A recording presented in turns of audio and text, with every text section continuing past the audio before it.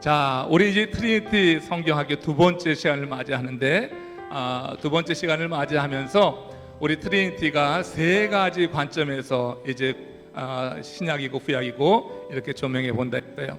그래서 사실, 팩트, 그리고 의미, 미닝, 그리고 적용, 어플리케이션 해가지고 단순히 그냥 사실만 파악하는 데 끝나지 않고 그 사실이 과연 어떤 영적인 의미가 있고 또 원칙이 있는지 이런 걸 좀 살펴보고 그리고 자신의 삶에 좀 적용해 보자 그랬어요. 여러분들이 과제 가운데 문제를 잘 풀어오셨더라고요. 그런데 제가 이제 쭉 다 봤는데 그 뒷면에 보면은 마지막 문제가 있어요. 그러니까 마지막 문제에는 사실은 이제 채점을 할 수가 없는 게 여러분들의 리프렉션, 여러분들의 생각을 쓰는 거예요. 그러니까 그거는 뭐 채점을 하지 않지만 이왕에 12주 동안 성경 학교라고 여러분들이 등록했고 여기 지금 특별한 공부를 하게 되는데 여러분들의 생각을 한번 좀 모아서 한번 쓰는 훈련을 해봤으면 좋겠어요.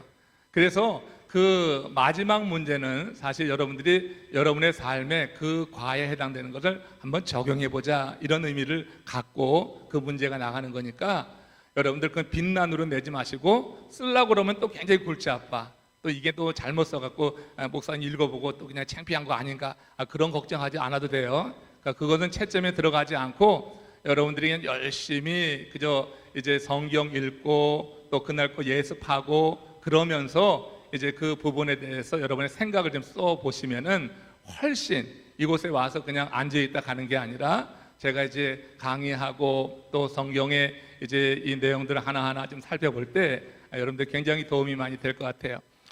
그리고 여러분들 하나 또 제가 부탁을 드리고 양해를 구하는 것은 이것은 구약 개관이에요. 구약 개관이라고 하는 것은 이제 어떻게 디테일하게 세부적으로 들어가는 건 아닙니다.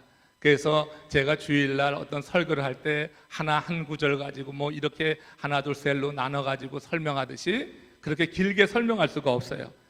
개관은 그냥 어떻게 보면은 주마간산 이게 스쳐 지나가는 거예요. 그렇지만 스쳐 지나가면서도 중요한 구조 같은 것들, 그 큰 길 이런 것들을 이제 공부하는 시간이 되니까 이제 그 부분에 대해서 여러분들이 좀 이해하시고 그래서 이제 이 공부하게 될 때 이 사실에 대한 것을 주로 합니다. 그래서 여러분들 최소한 이번 구약 개관 마치고 나면은 이제 성경의 주요 인물이 어디에 있는지 그리고 주요 사건들이 어디에 나오고 그 사건의 의미가 뭔지 이런 것들은 좀 그래도 다는 몰라도 그저 이렇게 좀 이렇게 전반적으로 예전에 내가 몰랐던 것과는 정말 상당히 많이 이제 지식이 좀 늘어나서 여러분들이 어떤 살면서 어떤 상황에 처하게 될 때 그 인물과 그 사건 이게 어딨나 하고 막 이제 성경을 창세기부터 저 말라기 그리고 요한계시록까지 다 듣지 말고 여러분들도 이제 한번 그 이제 사건과 인물에 대해서 직접 찾아 들어갈 수 있게 이렇게 좀 해보면 좋겠다.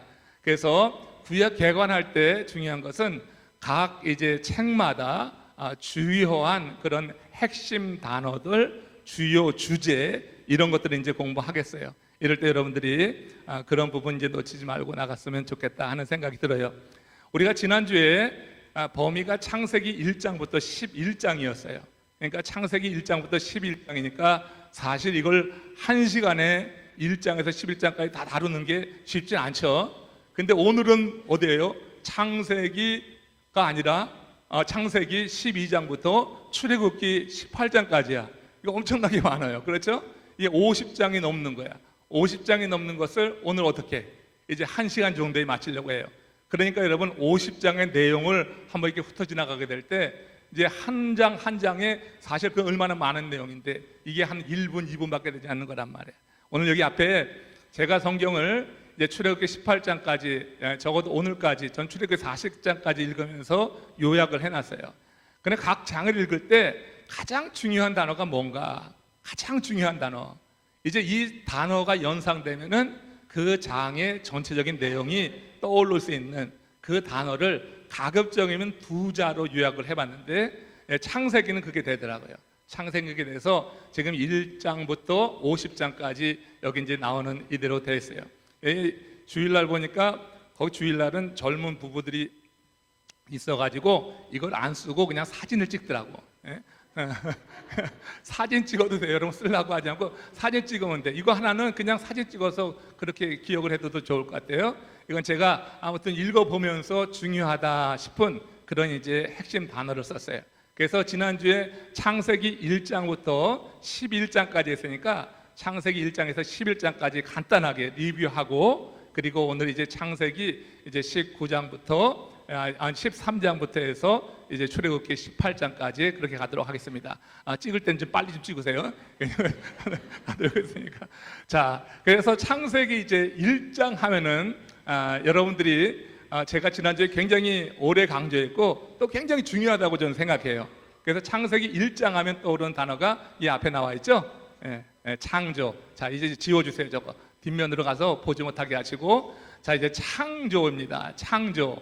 근데 창조를 설명하면서 제가 이 창조, 하나님은 창조주 하나님이라고 할 때 그 창조주 하나님이라고 하는 이 인식과 함께 우리가 또 알아야 될 게 하나님의 속성이 하나 있다고 했어요. 그 속성이 뭐라 그랬죠? 예, 하나님의 영원성이라고 했어요. 이건 굉장히 중요한 것 같아. 우리가 창조를 말할 때 하나님의 영원하심을 함께 염두에 둬야 돼. 그러니까 창세기 1장은 창조예요. 모든 것이 시작이야. 인류의 시작이고 모든 것이 시작이 어떻게 됐느냐, 죄가 어떻게 시작되었느냐, 뭐 이런 것도 다 설명하는 그런 책이 이제 창세기라고 하는데, 이 창세기에서 특별히 1장은 In the beginning, Bereshit 해갖고 최초에, 태초에 해서 태초에 이루어지는 그 창조의 과정을 말할 때 하나님께서 말씀으로 세상을 창조하셨다고 하는데, 이 창조를 말할 때 우리는 하나님의 영원성을 말한다. 왜요? 하나님은 창조 세계를 초월해 계시기 때문에. 하나님은 시간을 창조하신 분이기 때문에. 우리 하나님께서 시간을 창조하신 그 날이 몇 번째 날이라고 그랬어요? 자, 여러분, 하나님께서 창조하신 그 창조의 질서가 있었죠. 그래서 첫째 날에서 셋째 날까지는 어떤 일을 하셨어요? 공간을 만들어 두시는 거야. 분리하시고, 그리고 넷째 날에서 여섯째 날까지는 분리된 공간을 채우시는 거라고. 그래서 첫째 날은 뭐였어요? 어둠에서 빛을 분리하셔서. 그래서 뭐라고 칭하셨어요?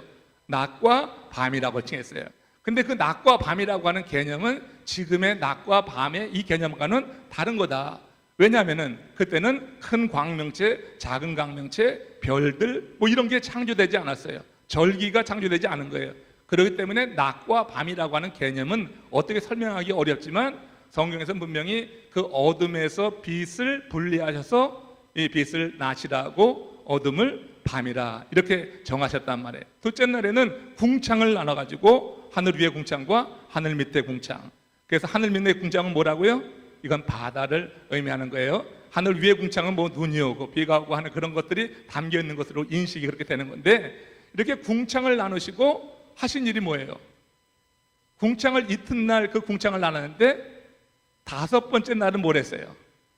그 하늘 밑에 궁창에 뭘 채웠어요? 물고기를 채우시는 거죠. 그렇죠? 그러니까 분리하고 이게 생긴 공간 안에 하나님은 창조물을 채워 넣으시는 거예요. 그래서 첫째 날 낮과 밤을 분리하시고, 그리고 넷째 날 큰 광명체, 작은 광명체를 만들어서 그 낮과 밤에 큰 광명체는 어디다 두셨을까요?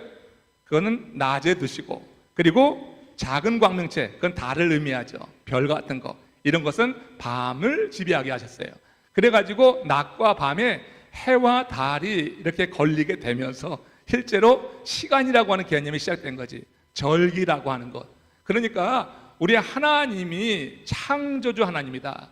하나님께서 무에서 말씀으로 창조하셨다고 했을 때 하나님은 그 창조 안에 계신 분이 아니다. 그 창조 안에 뭐가 있는데? 시간이 있다. 그러니까 시간 안에 사는 존재는 모두가 다 유한하다고 하는 거예요. 그렇죠? 시간 안에 있는 존재는 모두가 다 유한한 거예요. 근데 하나님이 그 시간을 만드신 거야. 그러니까 하나님은 창조주로서 그 시간 안에 제한되지 않고 시간을 초월해서 시간을 넘어서 계신 분이고, 그 하나님은 어떻게 해요? 시간 전에 시간 후에도 아니고 언제나 영원하신 현재로 존재하신다. 그래서 하나님은 과거와 현재와 미래를 한꺼번에 보시는 그런 통찰력을 가지신 그와 같은 이제 분이라고 하는 것을 우리가 인식을 해야 된다고 하는 거예요. 창조라고 하는 것을 할 때 제일 중요한 개념, 그리고 이 하나님의 영원성에 대해서 알 때, 하나님이 이 세상을 이렇게 창조하셨구나. 그러면 그 하나님은 어떤 분인가? 하나님은 영원하신 분이야. 그럼 그 영원하신 분이 지금 어떻게 시간에 구속받지 않으니까 예전이나 그 아담 시대나 지금이나 우리와 함께 하신다고 하는 이런 믿음의 고백 속에서 우리가 그 하나님을 더 잘 섬기고 경외할 수가 있겠죠. 그래서 이 창조를 말할 때는 하나님의 영원성을 말하자. 자, 두 번째 이제 창세기 2장에서는 에덴에 대한 창조가 있죠. 물론 이 에덴을 창조할 때 그 안에 선악과가 있는 거 다 알죠. 선악과가 있고 거기에 또 이제 그 안에 이루어지는 여러 가지 이제 사건들을 함께 연상을 하는 거예요. 그리고 이제 세 번째 날에는 뭐가 됐어요? 이제 그 에덴 동산에 두신 그 선악과 열매를 아담과 하와가 따먹는단 말이에요. 그래서 뭐가 시작이 되는 거죠? 죄가 시작되는 거예요. 창세기 3장은 죄야. 이 앞에 거 보여주지 말라니까 재미없어가지고 안 바뀌어요? 안 바뀌어요? 바뀌게 했을 텐데. 예. 자, 2양 찍었구나. 그랬구나. 네, 찍었으니까 찍었다. 없구나. 여기에 저기가 보이는구나. 그래요. 자, 그리고 창세기 4장은 뭐예요? 창세기 4장은 그 죄의 결과로 이루어진 최초의 살인 사건, 그죠? 형이 동생을 죽이는 이 살인 사건이 일어났어요. 그렇죠? 그리고 그 창세기 4장에서는 이제 어떤 일이 벌어지냐면은 하나님께서 죄를 지은 인생에게 잉태하는 고통을 주셔서 이제 아벨과 가인이 태어나는 이런 일들, 그렇죠? 그리고 남자는 일을 해야지, 땅이 엉겅퀴를 내니까 땀 흘려야지 먹게 되는 이와 같은 일들이 벌어지게 되는 게 창세기 4장이란 말이에요. 그 창세기 5장에서는 아담의 족보가 쭉 나오게 돼요. 이 아담의 족보가 나오는데 아담의 족보에서 특이한 점을 여러분 아셔야 돼. 근데 뭐 족보가 나오면 대강은 그냥 넘어가기가 쉬운데, 자, 아담의 족보할 때 누구로부터 시작되냐면은 그 아담의 아들 가운데 누구로부터 시작될 것 같아요? 아담의 아들이 누가 있었어요? 아들이 가인과 아벨이 있었는데, 근데 아벨은 누구에게 죽었어요? 가인에게 죽임을 당하고 말았어요. 그러니까 그 다음에 어떻게 했어? 가인이 쫓겨났어. 그러니까 실제로 죄의 결과로 지금 이 아담과 하와는 그렇게 얻은 두 아들을 다 잃는 상실, 그러니까 죄의 결과로 큰 고통을 당하는 것을 우리 4장을 읽으면서 알게 되는데, 그 4장 뒷부분에 가서 보면은 하나님께서 아벨을 대신해서 주신 아들이 있어요. 그 아벨을 대신해서 주신 아들이 누구야? 셋이에요. 그렇죠? 이 셋이라고 하는 사람이에요. 근데 창세기 5장에서 아담의 족보가 쭉 시작될 때 가인의 이름이 먼저 나오는 게 아니라, 아벨은 죽었으니까 뭐 사라질 거 아니에요. 근데 가인의 이름은 없어요. 그리고 셋부터 시작된다고 하는 거예요. 이게 무엇이냐면은 하나님께서 아담과 하와가 에덴 동산에서 죄를 지어서 에덴에서 쫓아내셔서 이제 큰 고통 가운데 들어가게 하시지만, 하나님은 인간을 창조하실 때 하나님의 형상으로 창조하셨는데, 그 쫓아냈을 때 하나님의 형상을 다 박탈한 것이 아니라 하나님의 형상이 희미하게 남아있다고 하는 거예요. 이 형상이 회복될 때 우리는 저 천국에 들어가게 되는 건데, 이걸 우리 스스로가 해결할 수가 있는 게 아니에요. 그래서 우리가 이제 뭐 신학적인 얘기지만 예수 그리스도의 이제 능력으로, 보혈의 능력으로 이 형상이 회복될 때 우리가 다시 에덴을 회복할 수 있다고 하는 그런 이야기를 하게 합니다. 아무튼 이렇게 아담과 하와가 죄지어서 에덴 동산에서 쫓겨났지만, 하나님 쫓아내실 때 그들에게 짐승을 잡아서 가죽으로다가 몸을 가려서 내보내신단 말이에요. 완전히 버릴 것 같으면 그냥 내치면 그만 아니에요? 여러분, 아담이 그 죄를 지었을 때 뭐라고 하고 거기 숨냐면은 우리가 벗었음으로 하는 그런 얘기를 해요. 이 하나님이 아담아 찾을 때 우리가 벗었음으로 숨었나이다 이런 얘기를 하거든요. 근데 그 벗었다고 하는 얘기가 어떤 의미가 있냐면 무방비 상태로 들어갔다고 하는 거예요. 무방비 상태로. 그런데 하나님께서 아담과 하와를 에덴에서 쫓아내실 때 무방비 상태로 내보내지 않고 짐승을 잡아서 가죽으로 옷을 맞춰 입혀 보내셨다고 하는 것은 그들에 대한 어떤 회복의 어떤 기회를 주겠다고 하는 거예요. 그리고 그들이 다시 회복될 가능성에 대해서 우리가 그 옷을 입고 나가는, 가죽 옷을 입고 나가는 이 아담과 하와의 모습을 통해서 우리가 생각해 볼 수가 있는 것입니다. 그리고 그 쫓겨난 그들이 이제 이 아벨과 가인이 그렇게 태어나서 한 일 가운데 하나가 뭐였냐면 제사를 드리는 거였어요. 아벨의 제사는 받으시고 가인의 제사는 받지 않는 이런 내용이 있잖아요. 그렇죠? 여러분, 왜 이 제사 제도가 시작됐을까? 왜 이 제사를 하나님이 받으셨을까? 완전히 버리지 않은 거예요. 그래서 제사라고 하는 것, 예배라고 하는 이런 제도를 마련해 두신 것은 하나님께서 타락한 인생에게 다시 회복할 기회를 주시는 아주 특별한 은혜의 수단으로 우리에게 예배라고 하는 이런 아름다운 은혜의 시간을 허락하신 줄로 믿으시길 바랍니다. 그래서 예배할 때마다 우리는 이렇게 아담의 유전을 받아서 죄를 갖고 태어났고 영원히 죽을 수밖에 없는 죄인이었는데 예수 그리스도의 보혈로 우리가 구원받고 회복되고, 그래서 이렇게 하나님 부르시는 그때까지 제사, 그 예배를 통해서 하나님 가까이 서 있게 하시고 우리가 성화 과정을 통해서 회복되도록 하나님께서 기회를 주셨구나 하는 것을 4장 읽을 때, 그때 여러분 그 아벨의 제사를 통해서 우리가 배워야 될 거예요. 제가 조금 견나갔는데 5장에서 이 아담의 족보가 나올 때 아들의 이름이 누구부터? 셋이었어요. 근데 셋이라고 하는 사람이 상당히 신실해서 그 셋이 자기의 아들을 낳고 에노스라고 이름을 줬다. 4장 마지막 부분에 그렇게 기록이 돼요. 그 에노스라고 하는 건 뭐냐? 연약하다고 하는 거예요. 깨지기 쉬운 존재라고 하는 거예요. 근데 그렇게 에노스의 이름을 아들의 이름으로 짓고 나서 그때부터 비로소 사람들이 여호와의 이름을 불렀더라, 이렇게 기록이 되어 있어요. 여호와 하나님의 이름을 불렀다고 하는 것은 구원과 관련되는 그런 일이에요. 구원과 관계에서 매우 중요한 거예요. 우리가 어렵고 어떤 공경에 시험에 처할 때 여호와 하나님의 이름을 부른다고 하는 것은 우리를 구원하옵소서 하는 그런 이제 표현이 되는 거거든요. 그래서 이제 셋이 자기의 아들을 나놓고 이름을 에노스라 지으면서 그때 연약함, 인간의 연약성을 깨닫게 되면서 비로소 여호와 하나님의 이름을 부르기 시작했다고 하는 것은 참으로 깊은 하나님과의 교제가 이루어지고 거기에서 참된 예배가 시작되었다고 하는 것을 의미한다고 이렇게 해석할 수가 있는 거예요. 자, 이 이후에 이제 창세기 6장에서 8장까지는 무슨 사건이냐면 홍수야. 그죠? 홍수를 예고하시고 6장에서, 그리고 7장에서 그 홍수가 40주야 이제 깊음의 물이 터지면서 지하에서도 올라오고 하늘에 궁창이 열리면서 창문이 열리면서 내려가지고 40주야 이 지상에 물이 가득하게 되는 그 사건이 창세기 7장에 홍수가 시행되는 거예요. 그리고 창세기 8장에서 뭐가 있을까? 창세기 8장에서는 이제 하나님께서 그 방주 안에 들어가 있는 누구를 기억했을까요? 노아와 그의 가족들을 생각하신 거야.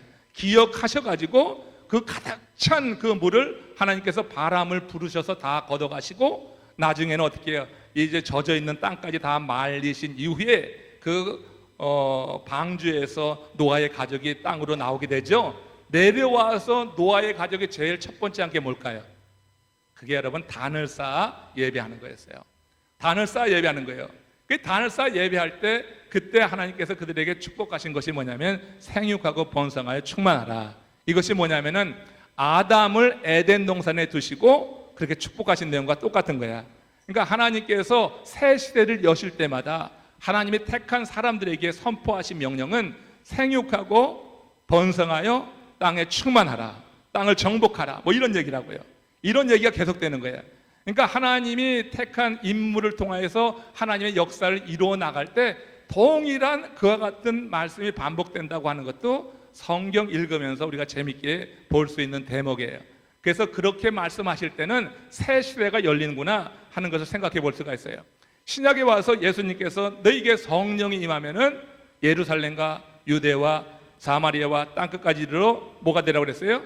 내 증인이 되라 그랬어요. 그때 여러분 그것이 뭐냐면은 땅끝까지 이르러, 이게 뭐예요? 땅에 충만하라고 하는 의미가 되거든요. 그러니까 우리 예수님께서 새 시대 제자들을 통하여서 성령의 강력한 강림과 그들을 중심으로 하는 새 세대를 열어갈 때도 사실은 에덴에서 말씀하신 그것과 또 노아가 이제 방주 끝에 홍수 끝에 내려와서 방주에서 나와서 단을 쌓았을 때 하나님께서 주신 그런 약속과 다 동일한 맥을 같이 하는 거라 이렇게 보면 돼요. 그리고 이제 창세기 9장에서는 하나님께서 다시는 어떻게 물로 심판하지 않겠다 해서 뭘 보여주셨죠? 무지개를 보여주신 거예요. 무지개. 그리고 창세기 10장에서는 이제는 노아의 족보가 나오는 거예요. 자, 여러분 창세기 5장과 창세기 10장의 두 개의 축처럼 하나는 아담의 족보가 있고 하나는 노아의 족보가 있다고 그랬어요. 여러분 족보를 읽을 때는 너무 지루할 수가 있어요. 근데 족보에 담긴 뜻을 알면은 우리가 그 족보를 귀하게 여기게 될 거예요.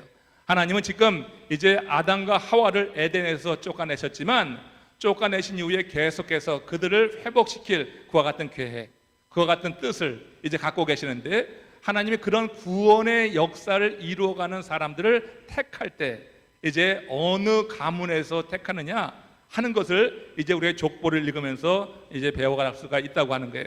그래서 아담의 그 계보가 써 있을 때는 셋, 그 셋으로 쭉 이루어 나가다가 후손 가운데 누가 나왔냐면 라멕의 아들 노아가 나오는 거예요. 그러니까 셋, 에노스라고 하는 이름을 지었던 셋과 그의 후손 몇 대 내려갈 때는 굉장히 신실했겠죠. 그런데 이게 세대가 더해가면서 사람이 악해가지고 다시 죄를 짓는 거야. 그러니까 저 밑으로 내려가서 라멕쯤 돼서는 굉장한 악이 자행되고 시작했어요.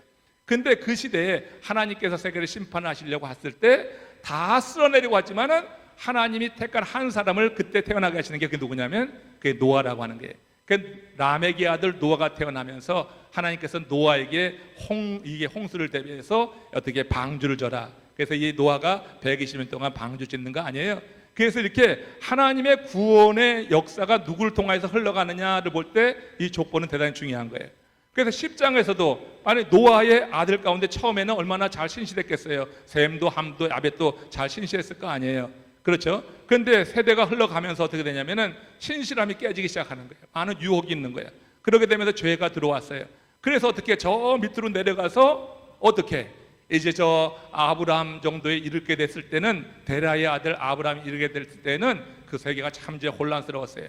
그리고 이제 지난주에 말씀드렸지만 이제 바벨탑을 지으려고 동방에서 이제 동방 쪽 나가다가 시내할 광야에 평양지에 왔을 때 그들이 지은 죄를 우리가 지난주에 나눴잖아요. 그러니까 세대가 지나가면서 이렇게 또 죄를 짓는데 이 죄 짓는 그들을 심판하시기 전에 하나님은 꼭 이렇게 남은 자 하나님이 택해가지고 어떻게 희망을 끊지 않고 계속해서 이어가시는 거예요. 그래서 바벨탑에 큰 심판이 있고 그 다음에 그 이후의 세대를 이끌어갈 인물로 하나님께서 노아의 아들 가운데 특별히 함도 있고 야벳도 있지만 셈의 아들 가운데서 이제 아브라함이 태어나게 하시는 거예요. 그 셈의 족보를 쭉 나가면 이렇게 돼요. 그래서 창세기 11장에 가서는 그 셈의 족보의 끝에 가서 데라의 아들 아브라함이 등장하게 되는 겁니다. 이렇게 해가지고 지난주에 창세기 1장부터 11장까지 지난주에 이 내용을 여러분과 함께 잘 나누지 못해서 그렇게 상고해 봤습니다. 이제 오늘 창세기 13장부터 이제 출애굽기 18장까지 1시간 동안에 이제 빨리 달려가지 되는데 50장의 내용을 이제 빨리 달려가는 겁니다. 자, 이 50장의 내용 여러분들이 지금 사진 찍어 두셨죠? 그 다음 장면 한번 열어주세요. 출애굽기 1장에서 18장까지의 그 핵심 내용을 제가 이렇게 정리해 봤습니다. 그것은 1장에서는 이제 이스라엘 백성들이 애굽에서 학대를 받게 됩니다. 그리고 이 학대 속에서 하나님께 부르짖게 됐을 때 하나님께서 보내주신 인물이 누구예요? 모세죠. 그리고 이 모세가 80이 됐을 때 하나님께 소명을 받게 되는 거 3장의 내용이에요.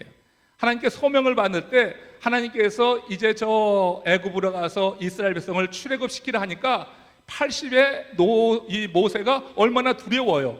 그러니까 하나님께서 4장에서 뭘 보여줬어요? 기사를 보여주시는 거예요. 그러니까 이적을 보여주신 거지. 그래갖고 이제 뭐 지팡이가 변하기도 하고 손을 집어넣었다가 빼면은 문둥병이 들었다 낫는 이런 기사를 보여주면서 하나님께서 이제 애굽으로 나가라고 하는 장면이 출애굽기 4장에 있어요. 그래서 그런 이제 하나님의 함께하심에 대한 약속을 가지고 애굽으로 들어가서 누구를 대면하죠? 바로를 대면하는 거예요. 그래서 이제 이 출애굽기 5장은 대면한다. 바로를 대면한다. 그렇게 되는 거죠. 바로를 대면하는데 바로가 뭐 80 노구를 입는 이 모세가 와가지고 말이에요. 그런 요청을 하는데 그게 말이나 되냐고. 그 당시에 람셋 그 지역 고센 지역에 지금 이 히브리 민족이 장정만 60만 명, 그러니까 그에 딸린 식구들까지 하면은 뭐 200만 명 이상을 보는 건데, 근데 그 당시에는 뭐예요? 노동력이 힘인데, 그죠? 이 히브리 민족을 이제 애굽에서 나가게 해달라고 80 노고 입은 한 사람이 와서 이 지팡이 아주 허술한 지팡이 들고 와갖고 그런 욕을 하니까 바로가 뭐 그걸 뭐 어떻게 봐요? 아주 우스운 거지요. 그렇죠? 그래가지고 그거를 아주 그냥 냉담하게 대한 거예요. 그 6장에 나와요. 그 냉담하게 대하는 게 모세에게만 대하는 게 아니라 누구에게도, 이 모세로 말미암아서 그 고센 지역에서 이제 생활하고 있었던, 그때는 뭐가 됐냐면 노예가 됐어. 처음에는 노예가 아니었는데 바로 요셉을 알지 못하는 왕이 등극하게 되면서, 그래서 이제 이 왕이 경계를 하는 거예요. 왜냐하면은 아니 이 히브리 민족이 처음에는 70명 왔거든요. 조금 이따 구체적으로 살펴볼 거예요, 그거는. 그런데 그때 430년이 지나서는 이렇게 한 200만 명까지 늘어난 거예요. 그러니까 정치적으로 부담이 되는 거야. 그래가지고 어떻게 해요? 이제 라암셋이라고 하는 국고성을 짓도록 하는 그런 큰 대역사에 이제 이 히브리 민족을 다 투입시키는 거예요.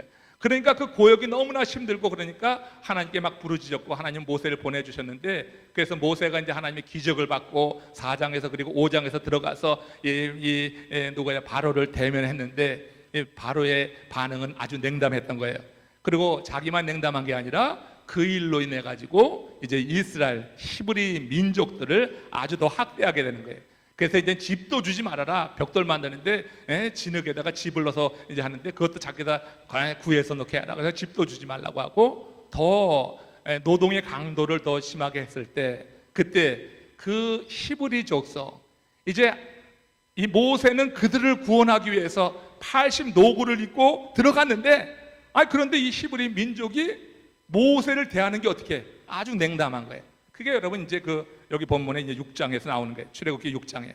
그래서 이러한 이 상황 속에서 이제 하나님께 부르짖게 될 때 하나님이 출애굽기 7장에서 12장 사이에서 10가지 재앙을 내리도록 그렇게 모세를 통하여서 역사하시죠. 그리고 13장에서는 무교절을 지키게 하시고 14장에 들어가서는 마침내 어떻게 애굽에서 나와서 홍해를 건너가는 것.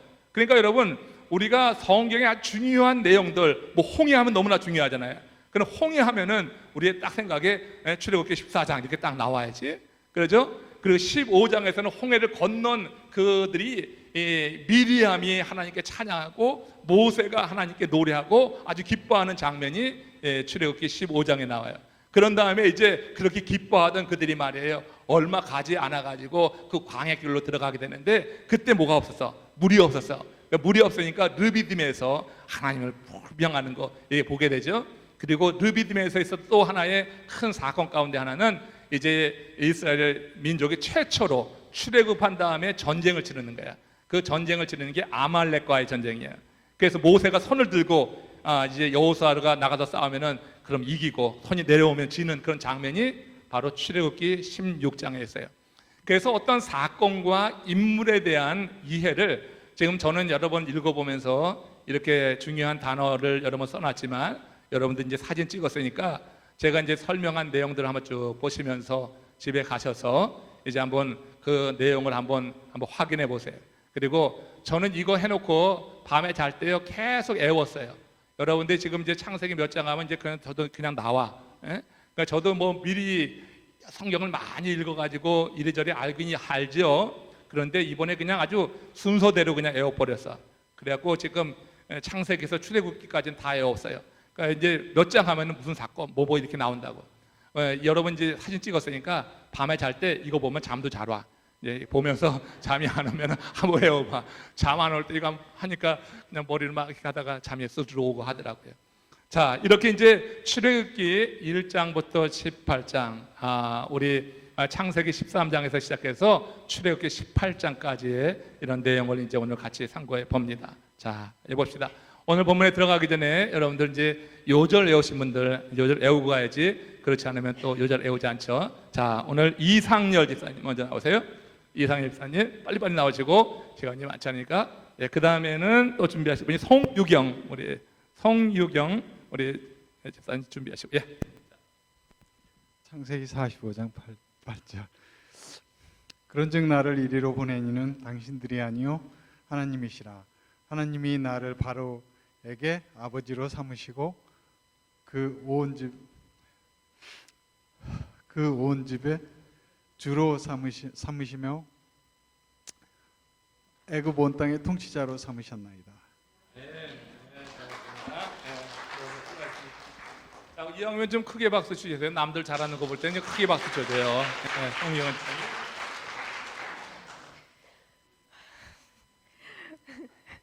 그런즉 나를 이리로 보내니는 당신들이 아니요 하나님이시라. 하나님께서 나를 바로에게 아버지로 삼으시고 그 온 집에 주로 삼으시며 애굽 온 땅에 통치자로 삼으셨나이다. 네, 아주 재밌죠? 자, 여러분들도 용기 내서 오늘 나갈 때 이름 적어두시면 먼저 순서대로 같이 하도록 하겠습니다. 자, 오늘 창세기 12장에서 출애굽기 18장을 다루는데 크게 두 부분으로 나눠요. 자, 이제 빨리 가는 거예요. 빨리 가니까 크게 두 부분인데 앞부분은 뭐냐면은 족장 시대. 이제 아브라함, 이삭, 야곱으로 시작되는 족장 시대. 이게 이제 13장부터 창세기 13장부터 50장까지가 그 족장 시대 이야기를 다루고 있는 거고, 그 다음에 출애굽기 1장부터 이제 18장까지는 모세와 이스라엘 백성의 출애굽의 의미와 배경에 대해서 이제 다루게 되는 거예요. 그래서 족장 시대와 출애굽이라고 쉽게 이제 연상해 두시고 이 두 부분에 대해서 좀 집중적으로 같이 나누도록 하겠습니다. 자, 여러분 족장이라고 하면은 여러분들 몇 명을 생각하세요? 여러분 책을 읽어오셨으면 아시겠죠? 족장은 몇 명이에요? 네, 족장은 흔히 3명을 이야기합니다. 그래서 아브라함과 이삭과 야곱을 이야기해요. 성경 창세기에 보면은 이삭의 이야기는요, 창세기 37장에서 50장까지 나와요. 장장 13장에 걸쳐가지고 이삭의 이야기가 아주 자세히 나온다고. 그런데 이삭이 아니라 요셉의 이야기가. 근데 요셉은 족장에 들어가질 않아. 대신에 그 앞에 나오는 아브라함, 이삭, 야곱은 3대 족장. 그래서 이스라엘 사람들은 말할 때마다 아브라함의 하나님, 이삭의 하나님, 야곱의 하나님 이런 얘기를 자주 하잖아요. 자, 오늘 13장에서 50장까지 여기 나와 있는 대로 여기 지금 겹치는 게 있어요. 오버랩되는 거예요. 그렇죠? 그래서 아브라함의 이야기는 창세기 12장부터 어떻게 창세기 25장까지, 그리고 이삭의 이야기는 창세기 21장부터 28장까지 제일 작죠. 이삭의 얘기는 많지 않아. 그리고 어떻게 야곱의 얘기가 제일 많아. 야곱은 창세기 25장부터 49장까지 24장에나 걸쳐서 기록이 되어 있어요. 그러니까 우리 창세기를 굉장히 많다고 생각하지만 쉽게 단순화하면 이 세 사람의 이야기다 보면 돼요. 그러니까 아브라함, 이삭, 야곱, 그리고 그들의 이제 자손 가운데 하나님께서 특별한 목적을 가지고 이 히브리 족속을 애굽으로 이끄시기 위해서 오늘 여러분들이 이미 읽었듯이 그런즉 나를 이리로 보내니는 당신들이 아니요 하나님이시라. 그래서 요셉이라고 하는 인물은 하나님께서 히브리 족속을 애굽으로 이끄셔서, 애굽은 하나의 모판과 같은 것이 되는 거예요. 애굽에서 뭐가 형성되냐면은 이제 히브리 민족이 형성되는 거예요. 하나님께서 아브라함을 부르실 때 아브라함에게 약속하신 게 있어요. 아브라함에게 그 민족을 이루겠다고 하는 거예요. 하나님이 민족을 이루겠다 약속하셨는데 그 민족을 이루는 그런 모판과 같은 것이 어디냐면 애굽이었어요. 이 애굽에서 그들은 200만이라고 하는 큰 민족을 이루어낼 수 있었다고 하는 거죠. 그래서 지금 이렇게 요셉은 그런 인물, 어떻게 하나님은 그 민족을 이루기 위해서 중간에 쓰임받는 인물로 대단히 중요하지만 아무튼 족장 가운데 하나는 아니다. 3대 족장 하면은 아브라함, 이삭, 야곱을 말하고 이렇게 창세기 12장 이후 50장까지 이들의 이야기다 이렇게 보면은 되겠어요. 자, 하나님께서 이 세 사람을 택하신 것은 요셉은 꿈으로만 하나님을 봤다. 근데 이 세 사람은 대면에서 말씀하신 그런 적이 있어요. 절대적인 그들의 신앙을 하나님께서 높이 보셨다고 하는 거예요. 자, 빨리 봅니다. 창세기 3장 15절에 이제 창세기 3장 15절에 그 유명한 표현들 아브라함, 이삭, 야곱이라고 하는 것 같이 읽습니다. 하나님이 또 모세에게 이르시되 너는 이스라엘의 자손에게 이같이 이르기를 너희 조상의 하나님 여호와 곧 아브라함의 하나님, 이삭의 하나님, 야곱의 하나님께서 나를 너희에게 보내셨다 하라. 이는 나의 영원한 이름이요 대대로 기록할 나의 칭원이라. 하나님께서 모세를 애굽으로 보내시면서 내 백성을 구원하라 이렇게 명령했는데 그 사명을 줬을 때 모세가 생각하는 거야. 80 나이에 이런 늙은 몸을 갖고 나갔을 때 이제 그 땅에 있는 히브리 족속이 과연 뭐라고 나를 대할 것인가? 내가 막상 간다고 하더라도 아니 그 백성이 나를 누가 보냈냐고, 나를 뭘 보고 믿을 것인가? 그러니까 당신 누가 보냈소? 이렇게 묻거든. 그때 하나님께서 그 대답하라고 주신 말씀이, 모세에게 주신 말씀이 이 말씀이에요. 그래서 아브라함과 이삭과 야곱의 하나님이라 하라. 그러면서 이 호칭이 나의 영원한 이름이요 대대로 기록할 나의 칭혼이라. 이렇게 해서 이 호칭이 그 이후 히브리 민족 모든 자손들에게 이제 이스라엘을 말할 때 이스라엘이라고 하는 표현과 달리 또 한편의 표현으로 아브라함과 이삭과 야곱의 자손 이렇게 말하기도 하는 거죠. 또 누가복음 13장에 보면은 예수님께서 좁은 문으로 들어가라 이렇게 명령하신 것이 있죠. 그리고 가르치시기를 뭐라고 했냐면 이 좁은 문으로 들어간 자의 표변으로 아브라함과 이삭과 야곱, 누가복음 13장 여기 28절에서 이렇게 말씀하고 있어요. 그래서 좁은 문으로 들어간 그 표본적인 인물, 그러니까 신실한 그런 이제 믿음의 사람으로 아브라함, 야곱, 이삭을 말합니다. 이러보건대 아브라함과 이삭과 야곱은 이스라엘 백성들에게 이상적인 신앙의 본보기로 알려진 사람이다 하는 것입니다. 오늘 2장에서는 이제 먼저 출애굽을 다루기 전에 이 세 사람이 그런 명예로운 호칭으로 불려지게 된 이유를 살펴보도록 하겠어요. 그래서 이제 세 사람을 살펴보는 거죠. 아브라함, 또 누구? 이삭, 야곱. 자, 먼저 아브라함 어떤 사람입니까? 아브라함의 삶을 통해서 여러분들 기억해야 될 것이 하나 있어요. 기억해야 될 것이 뭐냐면 그것은 아브라함의 그런 예배하는 삶이에요.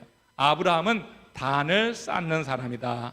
창세기 12장 7절에서 9절 말씀 같이 합독해 먼저 읽겠습니다. 시작. 여호와께서 아브라함에게 나타나 이르시되 내가 이 땅을 내 자손에게 주리라 하신지라.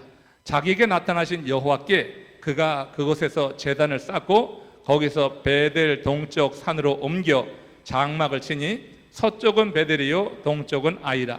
그가 그곳에서 여호와께 제단을 쌓고 여호와의 이름을 부르더니 점점 남방으로 옮겨갔더라. 이게 12장의 내용이거든요.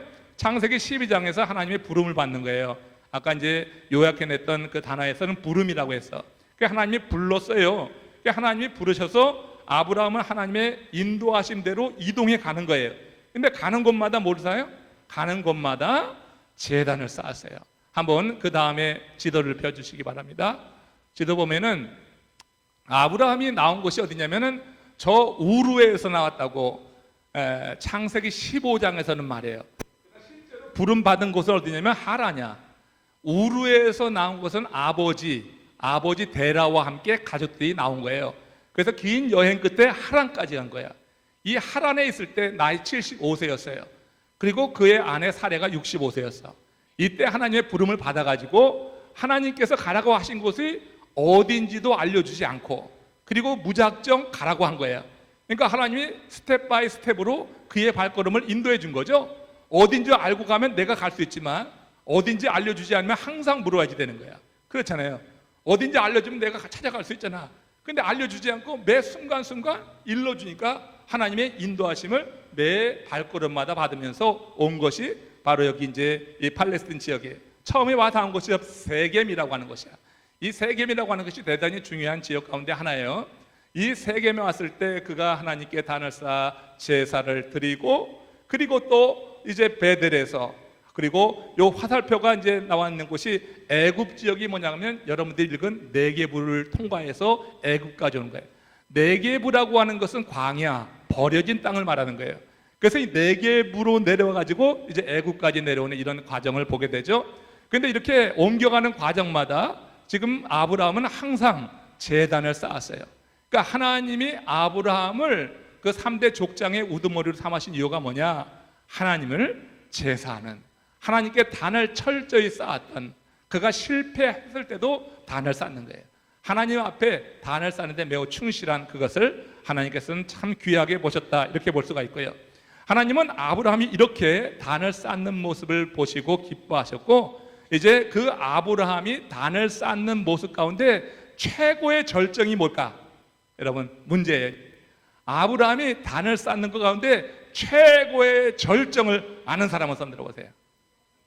이렇게 하면 여러분들 다 그러니까 상을 못 주잖아. 그러니까 손만 들어야 돼. 말하지 말고 손만 들면은 먼저 들면 제가 근데 벌써 말해서 안 돼. 그러니까 손만 들면은 제가 이게 지목해 드릴 테니까 그때 대답하세요. 그죠? 아브라함이 최고의 제사를 드린 것은 그 아들 이삭을 어디에서? 모리아 산에서 제물로 바치는 거예요. 그러니까 그가 가는 곳마다 단을 쌓는 거야. 중간에 실패도 많이 했어요. 그가 하나님으로부터 큰 민족이 될 것이라고 하는 약속을 받았지만 그런 와중에 아브라함이요 인간적인 연약함 많이 보였어요. 그 인간적인 연약함 보인 거 한번 보고 갑시다. 창세기 12장 11절에서 13절에 인간적인 영상이라고 이제 아까 저기 이제 베델을 지나서 네겝으로 내려가서 애굽에 들어갔을 때요. 이때는 기근 때문에 애굽으로 들어간 거야. 그때 있었던 일이에요. 한 번씩 읽습니다. 그가 애굽에 이르렀을 때 그의 아내 사레에게 말하되 내가 알기에 그대는 아리따운 여인이라. 애굽 사람이 그대를 볼 때 이르기를 그는 그의 아내라 하여 나는 죽이고 그대는 살리리니 원하건대 그대는 나의 누이라 하여 그러면 내가 그대로 말미암아 안전하고 내 목숨이 그대로 말미암아 보존되리라. 그러니까 아내를 누이라고 속인 이 사건이 있었죠. 그러니까 첫 번째 부름을 받았고 그래서 스텝 바이 스텝 발걸음을 인도해서 가나안 땅까지 들어왔고 단을 쌓아서 하나님을 예배했지만 완전한 사람은 아니었다고 하는 거예요. 그래서 그가 이제 저 애굽으로 기근 때문에 내려갔을 때 아내가 너무나 아름다운 거야. 아니 65세 된 여자가 아름다우면 얼마나 아름다울 거야? 세상에. 근데 여러분 이 사라가 죽은 때가 언제냐면 127세예요. 그리고 아브라함이 죽은 것은 175세야. 그러니까 지금보다 연령을 더 훨씬 많이 산 때예요. 그러니까 65세라고 하면 지금 한 40세, 뭐 40대나 30대 말 요 정도니까 그냥 아름다울 수가 있는 거죠. 그렇죠. 그런 거예요. 근데 아무튼 이 사례가 얼마나 아름다웠던지 누이라고 속였단 말이야. 아주 그냥 비겁한 모습을 보였어요. 그리고 이뿐만이 아니었어. 지금은 부름을 막 받았으니까 조금 이해해. 그런데 이제 시간이 좀 흘러가가지고 이제 그의 나이가 꽤 찼어요. 그리고 이제 뭐 아브람에서 아브라함으로 이름이 바뀌어. 지금 여기 12장에서는 분명히 아브람이라고 했잖아요. 근데 창세기 20장 가면은 여기서도 또 누이라고 아내를 속이는데 여기서는 이름이 바뀐 상태로 나와. 창세기 20장 1절 2절 보세요. 여기 뭐라고 했어요? 아브라함이 거기서 네게브 땅으로 옮겨가 가데스와 술 사이 그랄에 거류하며 그의 아내 사레를 자기 누이라 했다. 블레셋 왕이 두려운 거야. 블레셋 왕이 두려워가지고 자기 아내 때문에 자기를 또 죽일까. 근데 이때는 이 사레의 나이가 꽤 찼어. 그런데도 아름다웠던 것 같아요. 그래가지고 이렇게 속에는 이런 일들이 있었다고. 정말로 하나님의 부름을 받고 큰 민족을 이룬다고 하는 약속을 받았음에도 이렇게 성장하고 성숙돼 가는 과정 속에서 아브라함은 그대로 연약한 모습을 보이고 있는 것을 볼 수가 있어요. 또 아브라함은 또 하나님이 약속해 주셨음에도 불구하고 이제 아이가 없게 되자 자기 집에서 이제 이렇게 같이 돕고 있었던 엘리에셀이라고 하는 종에게 이제 후사를 물려주겠다고 하는 그런 말까지 해요. 그러니까 하나님 그거 아니다. 네 허리에서 나오는 자라야 내 후손이 될 것이다. 그를 통하여서 큰 민족, 하늘의 별 같고 바다의 모래 같은 민족을 이룰 것이다. 이렇게 약속하셨거든요. 그렇게 연약한 모습도 보였어요. 약속이 임했음에도 이렇게 자기의 생각대로 하려고 했고, 또 창세기 16장에 가서 보면은 어떤 일을 해요? 이 아브라함이 귀가 얇아가지고 자기 아내 사레가 이제 우리 안 되겠으니까 우리 하갈 저 여종이 있는데 이 몸종을 네게 좀 드릴 테니까 그에게 들어가라. 그래가지고 어떻게 서로 합의가 돼가지고 태어난 게 누구야? 그게 이스마엘이 있잖아요. 그러니까 하나님의 약속이 있고 나서 19년이 지나도록 어떤 응답도 없는 거야. 그리고 자기 몸의 경수는 끊어지고 막 이러니까 사례도 이제 틀렸구나. 이제 이 아브라함은 그때까지 괜찮았던 것 같아. 왜냐하면 아브라함이 175세에 죽었으니까 그 당시만 해도 한 60, 50세 뭐 이렇게 되는 거라고요. 지금으로 따지면은. 그러니까 이제 괜찮았던 것 같아. 그러나 아무튼 하나님의 약속을 기다리지 못하고 그렇게 이제 그 아내의 제안을 받아서 이제 하갈을 첩으로 드리게 되죠. 여러분, 이 이야기 이제 여러분들이 갖고 있는 교재 228페이지에 거기 두 번째 아티클을 여러분들이 오늘 안 읽어왔으면은 집에 가서 읽으세요. 두 번째 아티클이 뭐냐면 구약 시대 일부 다처제는 하나님의 뜻이었나? 왜냐하면은 여기 지금 이렇게 아브라함이 하나님의 그 정통 계보를 이어받는 아브라함이 이제 사라 외에 뭐 하갈 그리고 또 누구를 또 하죠? 그죠? 하갈을 얻고 그 나중에는 또 이 사레가 죽었을 때는 그때 사레가 죽었을 때가 117세니까 그 아브라함 나이도 꽤 됐는데 그 이후에 아브라함이 좀 오래 살았잖아요. 그러니까 그두라라고 하는 여자를 또 맞이해요. 그래서 아브라함이 여러 그런 이제 철을 둔다고. 그래서 이것이 과연 이 하나님의 뜻인가? 구약시대 때 일부 다처제를 어떻게 생각하는가? 이 부분에 대해서 이제 좀 궁금한 내용이 있으면은 그 뒷부분에서 그 두 번째 아티클을 읽어보시면 되겠습니다. 자, 이런 걸 보면서 하나님은 당신의 일을 이루어 가실 때 모든 것을 다 갖춘 일을 택하지 않는다. 대단한 것 같지만 실제로 아브라함의 그 행적을 보면은 이렇게 누이라고 하나님의 약속을 믿지 못하고 종을 후사로 삼으려고 했기도 했고 아내의 이야기를 듣고 하갈을 들여가지고 또 거기에 이스마엘을 낳고 뭐 이러면서 그냥 이렇게 자라가게 되는 거예요. 그러다가 이제 나중에 이 모리아 산에서 그러면서도 단을 쌓았다고 하는 거죠. 그러면서 단을 쌓아나가면서 성장을 거두다가 마지막에 하나님께서 이 아브라함을 그야말로 복의 근원으로 삼고 열국의 아버지로 삼는 그 마지막 최종적인 시험이 그가 모리아 산에서 이삭을 하나님께 드리는 마지막 제단. 이 제단에서 비로소 하나님께서 네가 나를 사랑하는 줄 알겠노라 하면서 그를 축복하는 내용을 우리가 보죠.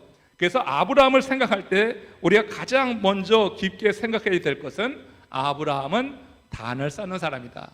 우리가 예배를 잘 드리는 것은요, 이거는 여러분 그냥 우리가 대수롭게 여기지 않을 것이 아니라 예배 드릴 때마다 내 마음이 정말 하나님을 향하고 예배 드릴 때마다 내가 어떤 하나님의 은혜를 사모하고 예배 하나 잘 드려도 하나님은 그 예배 잘 드리는 삶을 기억하셔서 하나님이 이렇게 크게 쓰신다고 하는 것을 여러분은 어떻게 생각하세요?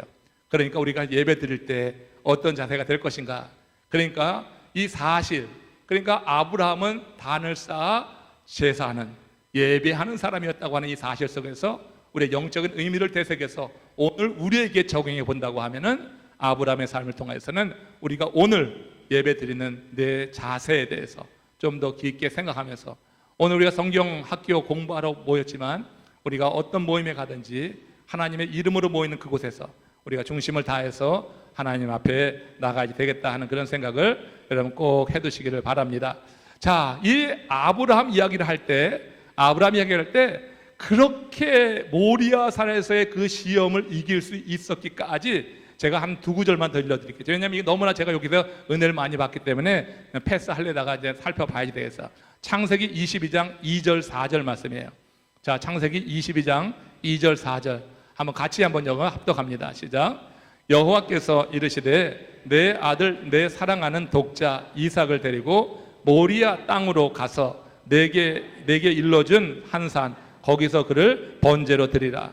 제3일에 아브라함이 눈을 들어 그것을 멀리 바라본지라. 하나님께서 정말 말도 안 되는 명령하신 거잖아요. 내가 정하는 산에 가서 내 아들 독자를 내게 번제로 드리라. 이건 뭐 불에 태워 죽이라고 하는 건데 이게 말도 안 되는 그런 명령을 하셨어요. 그러면은 이 명령을 받고 이 아브라함이 지체하지 않았어. 그래서 바로 독자 이삭을 데리고 모리아 땅으로 가죠. 가서요, 내가 내게 일러준 한 산에서 그를 번제로 드리라고 했을 때 그 산에 다다랐을 때 그 거리가 얼마였는지 여기 나오죠. 제3일이라고 하는 거예요. 제가 여러분 이 제3일이라고 하는데 은혜를 받는 거예요. 제3일이라고 하는 거. 사람의 감정은요, 사흘이면 변하기 쉬워요. 작심 3일이 되는 거야. 아주 대단하게 작정을 해도 얼마나 그 결심이 오래가지 못하는지 그런 말이 나올 정도야. 아무튼 작심 3일. 그러니까 어떤 감동을 크게 받아서 뭔가 헌신을 하려고 해서 그는 그때 즉시 해야지 이게 한 사흘이 지나게 되면 되지 않는 거예요. 하나님께서 왜 모리아 산을 지정하신 건가? 뭐 그냥 아브라함이 아들 이삭을 번제로 드리는 것이 목적이라고 하면 그 자리에서 하면 되잖아요. 뭐 굳이 모리아 산까지 그렇게 가라 하시는가? 근데 그 거리가 3일이었다고 하는 것이 의미가 있는 거예요.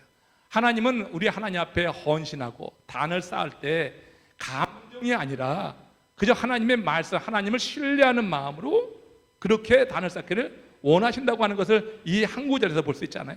제 3일에 눈을 들어보니까 저 멀리 그 모리아산이 보인다. 이게 여러분 그 3일 동안 지금 아브라함의 마음에 변화가 없었다고 하는 거예요. 그러니까 아브라함은 감정에 치우쳐서 하나님의 명령을 따르는 게 아니다. 하나님을 신뢰하기 때문에 하나님께서 내 허리에서 난 자식을 통하여서 민족을 이룬다고 하셨는데 지금 왜 지금 이 이삭을 드리라고 하는 건가? 그 뜻은 알지 못하지만 하나님이 그 민족을 이룬다고 하신 약속을 주셨다면은 이 아들을 어떻게 하나님께서 구하시겠지. 뭐 이와 같은 믿음이랄지 이런 게 완전한 믿음이 이렇게 3일이 지나도 변하지 않고 그렇게 모리아산까지 나갈 수 있었다고 하는 것을 하나 알게 해주고요. 또 하나는 창세기 22장 6절에서 9절 사이에 여기 있습니다. 여기 보면은 이삭이 묻는 거예요. 모리아산 그 산 그 자락에 가가지고 묻는 거야. 아버지, 여기 지금 번제해 드릴 장작도 있고 다 있는데 번제해 드릴 재물은 어디 있습니까? 이걸 묻는 거예요. 그러니까 이 질문이 마지막으로 사실 이 질문을 통과했기 때문에 아브라함은 모리아산에 올라가서 아들을 단 위에 놓고 정말로 이게 폼 잡고 흉내내는 게 아니라 실제로 아들을 잡으려고 했다고 하는 거예요. 아들을 잡아서 하나님께 번제를 드리려고 했다고 하는 거예요. 지금 이 아들의 질문, 이 질문이 저는 마지막 허들이라고 생각해.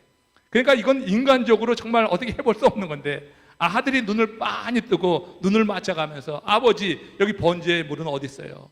나무는 있는데 번제물은 어디 있어요? 여기서 그것을 여러분 그 질문을 듣고서 그냥 하나님의 뜻을 행한다고 하는 것은 정말 그가 하나님의 말씀에 완전히 사로잡힌 자다 하는 것을 알 수가 있어요. 그러니까 감정에 치우치지 않고 하나님을 신뢰하는 그 모습이 이런 일들 통하여서 나타나고 있었고 결국 이 일을 통하여서 아브라함은 하나님이 보실 때에도 인정할 만한 단을 쌓아서 제단 쌓아서 하나님께 예배하는 자였다. 여러분들이 이렇게 제단 쌓아서 예배하는 그런 사람들 됐으면 좋겠습니다. 자, 이렇게 아브라함이 이런 사람이에요. 두 번째 이삭입니다. 자, 이삭이라고 하는 인물을 볼 때 이삭은 절대 순종의 아이콘이에요. 절대 순종의 아이콘이고 화합의 아이콘이다. 화목의 아이콘이다. 이렇게 보면 돼. 그러니까 하나님께서 3대 족장의 그런 한 인물로 택했을 때는 아주 독특하고 아주 좀 대단한 그런 면이 있는데 이 이삭을 저는 그렇게 봐요. 자, 이 이삭은요 모리아산에 올라갔어요. 아브라함 아버지가 자신을 번제로 드리려고 해요. 그런데 성경에는 이 아브라함이 그 아들 이삭을 잡으려고 했을 때 아들이 전혀 저항하지 않죠. 그렇죠? 전혀 저항하지 않아요. 아들의 나이가 아버지를 밀칠 만한데 그 정도는 돼. 그런데 밀치고 뛰쳐나오지 않고 아버지가 칼을 높이 들어서 자기를 각을 뜨려고 할 때까지 잠잠히 거기서 저항하지 않고 번제단 위에 있는 것을 보게 됩니다. 번제단 그 나무 위에 그 위에 그대로 어린 양 그야처럼 있는 것을 보게 되는 거예요. 그는 아버지가 칼을 들어서 잡으려고 했지만 하나님이 준비하실 것이다. 이거 누가 한 얘기예요? 이삭이 아버지에게 물었을 때 아버지 아브라함이 뭐라고 대답하냐면 번제에 드릴 제물은 하나님이 준비하실 거야. 여러분, 하나님이 준비하실 거라고 하는 그 말을 지금 이삭은 어떻게 해요? 그대로 믿은 거죠. 그래서 아버지가 하는 그대로 순종하는 거예요. 그러니까 예수 그리스도의 그런 하나의 그런 모델로 설명하잖아요. 이삭을 짐을 지고 나무를 지고 올라가는 게 십자가를 지고 올라간다고 하는 것 신학자들은 그렇게 해석해요. 그리고 이제 번제단 위에 올라가서도 그야말로 침묵하는 어린 양처럼 한마디 하지 않고 그대로 그 고통을 당하는 그 장면을 이제 이삭의 이미지에서 보고 그런 말을 하는 것입니다. 아무튼 이렇게 이삭은 정말로 순종하는 절대 순종의 아이콘이고 화목한 일을 위해서 재물이 스스로 대려했던 그런 모습, 이거 하나님께서 귀히 보신 것입니다. 그의 믿음처럼 하나님께서 뿌리 숲에 걸린 양을 준비하셔서 그 이삭을 대신해서 이제 제사를 받으시게 되죠. 그리고 이제 아브라함에게는 큰 축복을 행하시는 것을 우리가 듣게 돼요. 자, 그렇지만 이 이삭 역시 어때요? 그 집안에 흐르는 DNA가 있어. 그 집안에 흐르는 DNA가 뭐예요? 예? 이게 또 아내를 누이라고 속이는 거야. 그래서 그대로 이 이삭도 아내를 누이로 속이면서 자기의 목숨을 건재하려고 하는 것. 창세기 26장 6절 7절에 한번 확인만 하고 가요. 여기 보면 이삭이 그랄에 거주할 때야. 그곳 사람들이 그의 아내에 대해서 물으는데 그가 말하기를 그는 내 누이라 하였으니 리브가는 보기에 아리따움으로 그것 백성이 리브가로 말미암아 자기를 죽일까 하여. 이거 누구처럼? 아버지랑 똑같죠? 아버지랑 똑같아. 아내가 너무나 이뻐도 이게 참 문제야. 그러니까 여기 나와 계신 우리 남편들은 걱정하지 않아도 되겠어요. 아내가 너무 이뻐도 큰 문제가 되는 거야. 근데 이게 아무튼 너무너무 아름다우니까 누이라고 속이는 거야. 거짓말까지 하게 되는 거야. 이게 꼭 아버지랑 꼭 닮아버린 거예요. 그렇죠? 그래서 그는 내 아내라 하기를 두려워함이었더라. 근데 나중에요, 이 이삭이 리브가를 이렇게 허구하고 있는 모습을 그랄의 블레셋의 왕 아비멜렉이 멀리서 봐.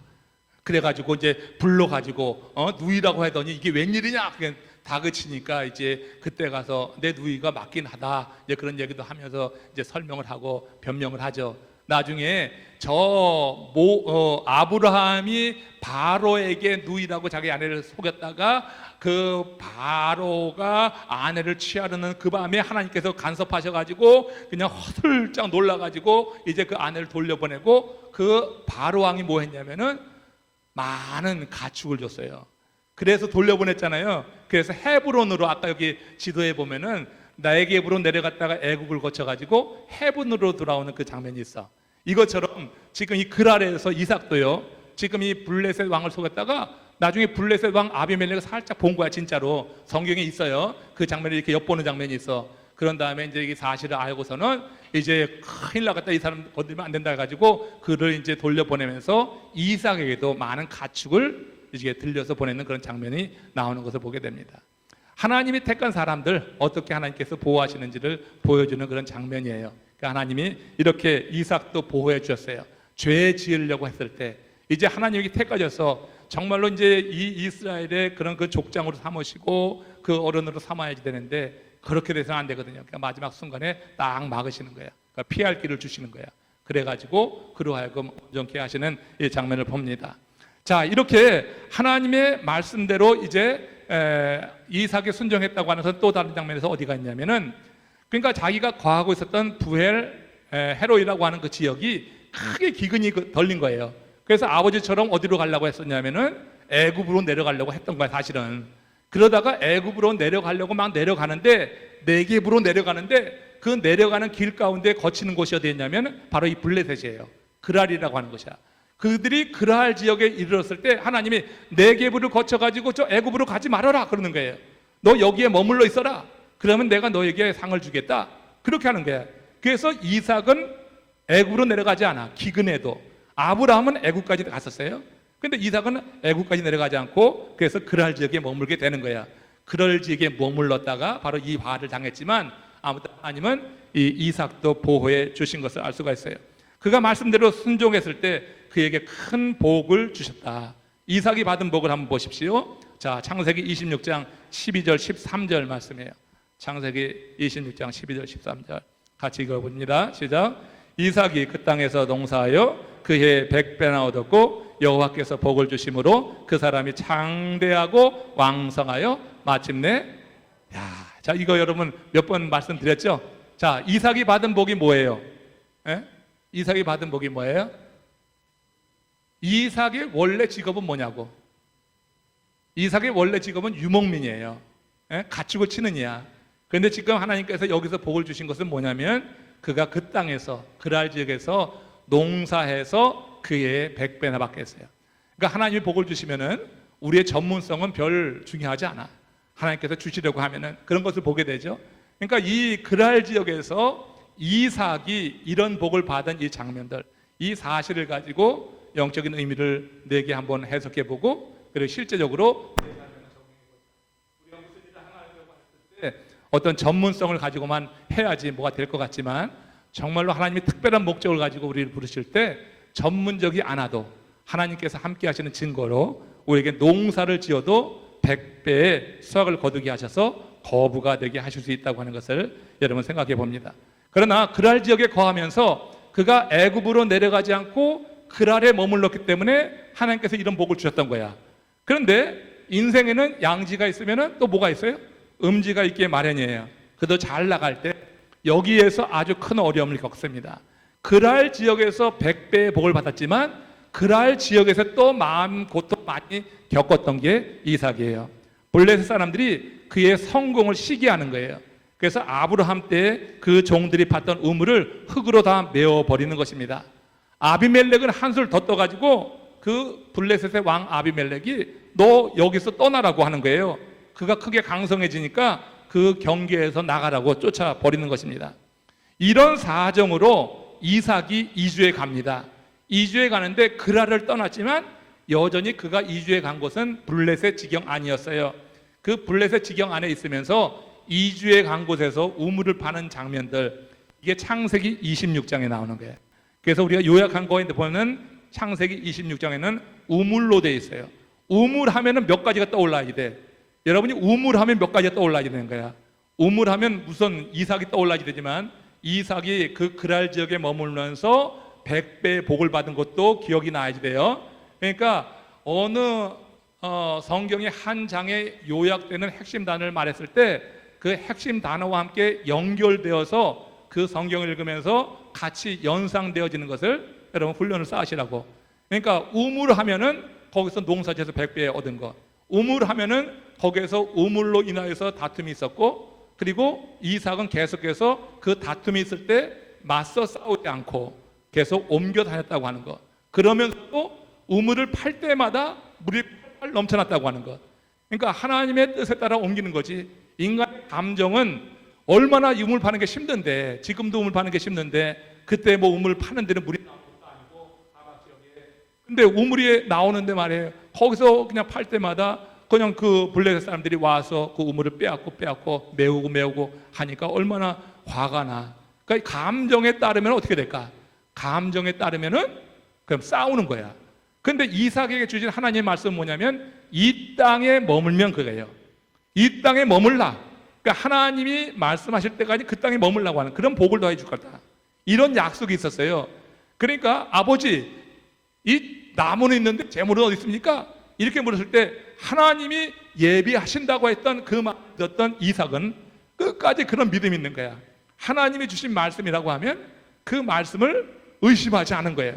그래서 다툴 수 있는, 감정적으로 대할 수 있는 그때 그들과 싸우지 않고 계속 옮겨다니면서 우물을 팠어. 그러니까 창세기 26장은 우물이야. 창세기 25장 뭐예요? 팥죽이 팥죽. 예? 계속 이제 그 단어 하나를 보면서 거기 연관되는 이제 여러 가지 사건들에 대해서 이해하는 훈련을 해보라고. 자, 이렇게 우물을 파고 또 강탈당하고 혹은 또 메꿔지고 하면서도 계속해서 이삭은 옮겨다니면서 우물을 파는데, 놀랍게도 파는 곳마다 거기서 물이 철철 흘러나오는 복을 받았어요. 나중에 가서 어떤 일이 있었어요? 마지막 우물 판 곳이 뭐냐면 르호봇이야.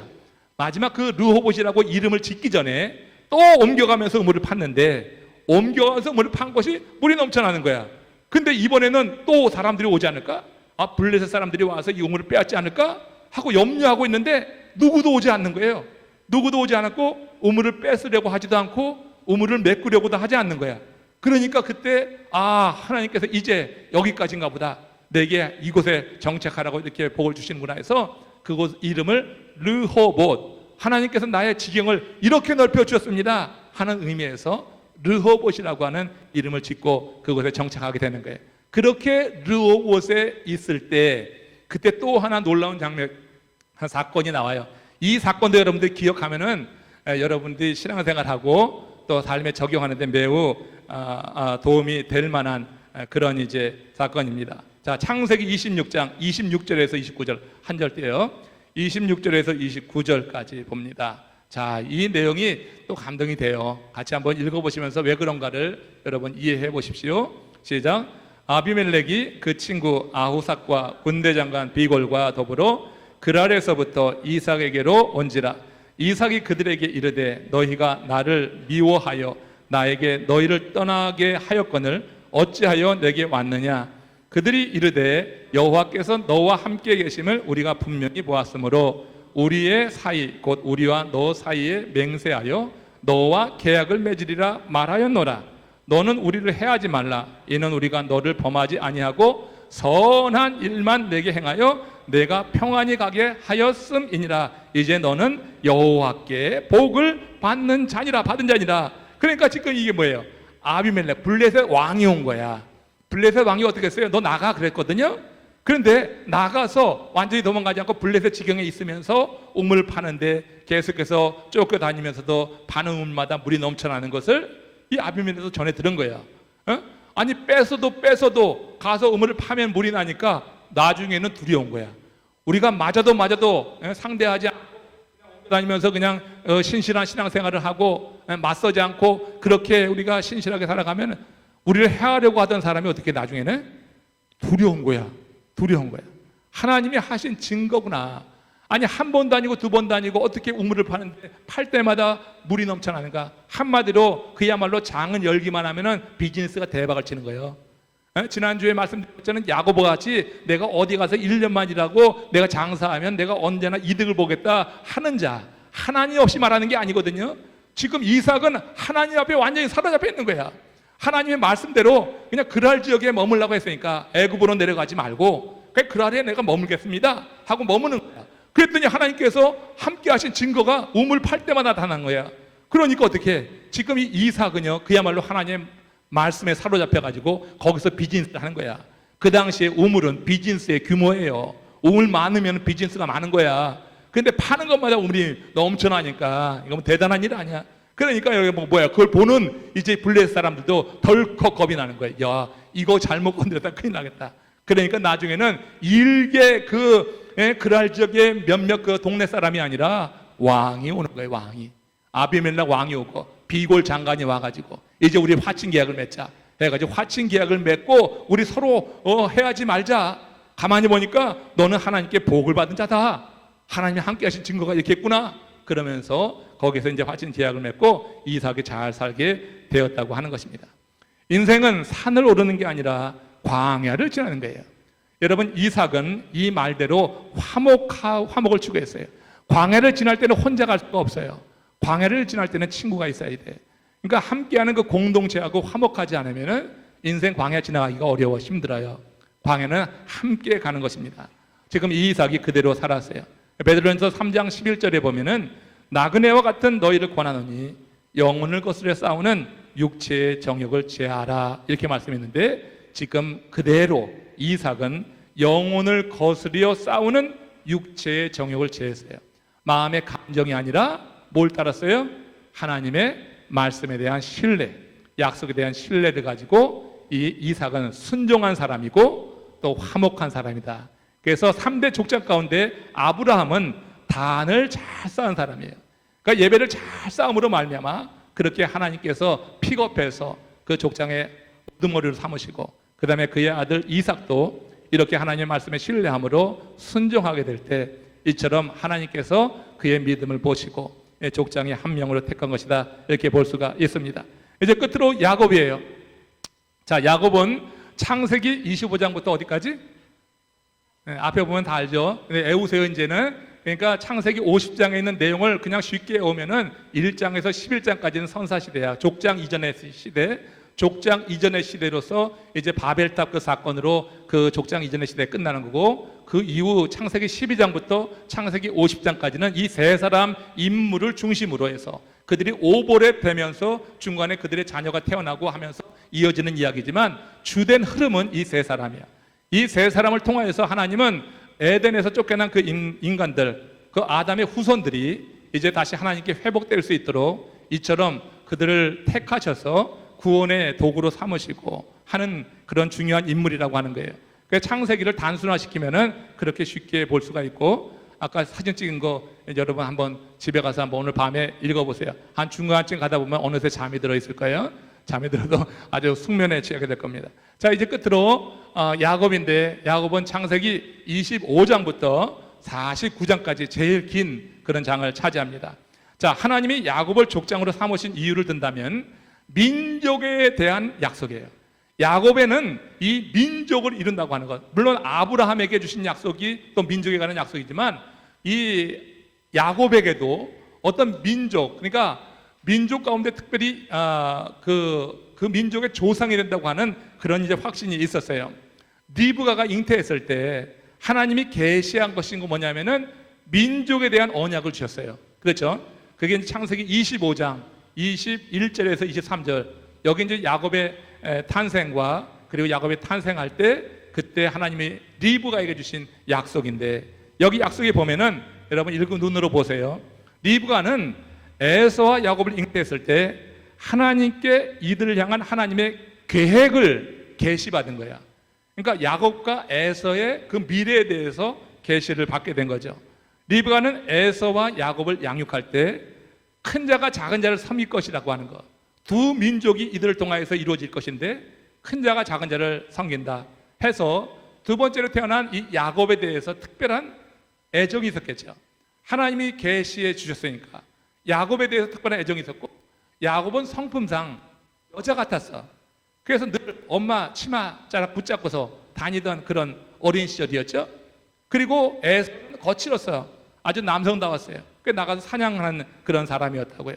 그러니까 어려서부터 엄마랑 늘 같이 하고, 엄마는 이들을 잉태했을 때 아니 그 두 민족에 대한 약속을 받았고, 아니 큰 자가 작은 자를 섬긴다고 하는 약속을 받았으니까 당연히 이 야곱에 대해서 특별한 관심을 가졌을 거고, 그에게 민족에 대한 어떤 비전을 심어주지 않았을까, 그런 우리가 생각해 볼 수가 있는 거죠. 자, 이런 일들 이후에 이제 태어나기도 전에 그럼 에서의 입장에서 좀 생각해 보니까 하나님은 공정하신가? 그 다음 쪽에 넘어가면 하나님은 과연 공정하신가? 이 점이죠.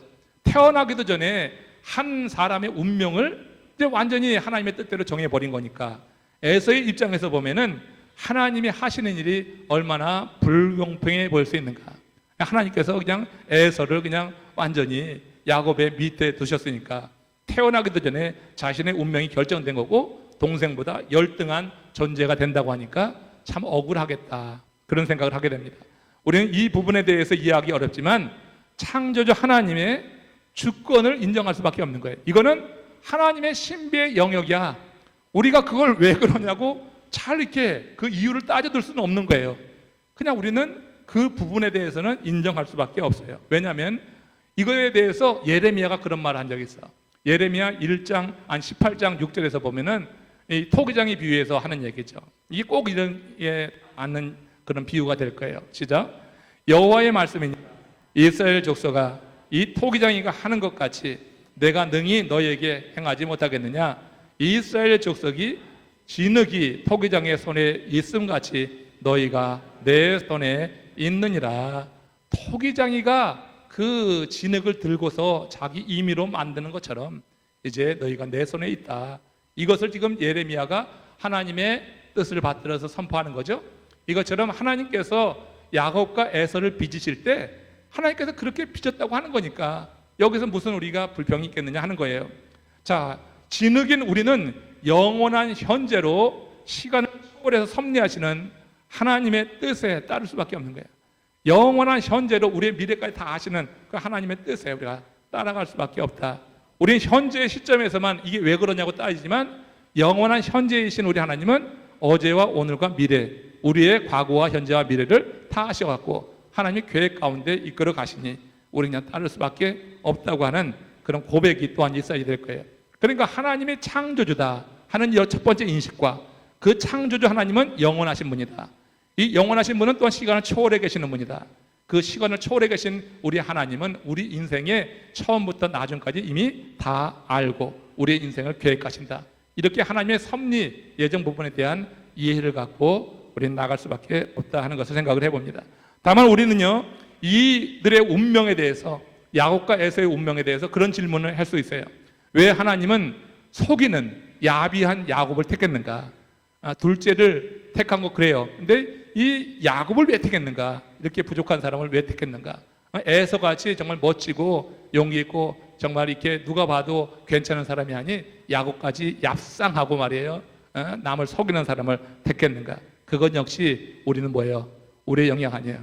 그거 하나님의 신비의 영역이고, 이 우리가 물을 수 있는 그런 질문은 아닌 것 같아요. 하나님이 그렇게 하시는 거고, 여기서 우리가 추측해 볼 수 있는 것은 하나님은 정말 세상에 버리고 세상에 눈길 주지 않는 그런 사람을 통하여서도 하나님의 계획을 이루어 나가신다고 우리가 그렇게 볼 수밖에 없고, 이 아브라함과 이삭은 그럼 뭐 야곱보다 대단하냐? 우리가 봤듯이 아브라함과 이삭도 사실은 큰 허물이 있는 사람이에요. 그렇죠?